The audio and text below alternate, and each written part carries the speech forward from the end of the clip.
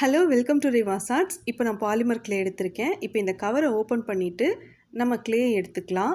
எப்போவுமே polymer clay use பண்ணி ஏதாச்சும் கிராஃப்ட் பண்ணுறோம் அப்படின்னா எடுத்தோடனே இந்த கிளே எடுத்து நம்ம கிராஃப்ட் பண்ணக்கூடாது. கொஞ்ச நேரம் கையில் வச்சு நல்லா மிக்ஸ் பண்ணிவிட்டு இது கரெக்டான கன்சிஸ்டன்சிக்கு வந்ததுக்கப்புறம் தான் நம்ம இதை யூஸ் பண்ணி கிராஃப்ட் பண்ணணும். இப்போ இதை நான் ரோல் பண்ணி வச்சுருக்கேன். ஒரு கட்டர் யூஸ் பண்ணி நான் கட் பண்ணிக்கிறேன். இந்த கட்டர் வந்து கப் கேக் மாதிரி இருக்கக்கூடிய கட்டர். இப்போ கட் பண்ணி எடுத்ததில் கண்ணுக்கும் வாய்க்கும் மட்டும் நான் வந்து மறுபடியும் பிளாக் கலரும் பிங்க் கலரும் பாலிமர் கிளே எடுத்து யூஸ் பண்ணியிருக்கேன். ரொம்ப மேன்யூட்டாக இருக்கனால அவ்வளோ கிளியராக தெரியுதா என்னன்னு எனக்கு தெரியல. இப்போ வந்து இதை நான் பேக் பண்ணி எடுத்ததுக்கப்புறம் இயரிங் பேஸோடு அட்டாச் பண்ணிவிட்டு நான் வந்து இந்த இயரிங்ஸை ரெடி பண்ணி முடிச்சிருக்கேன்.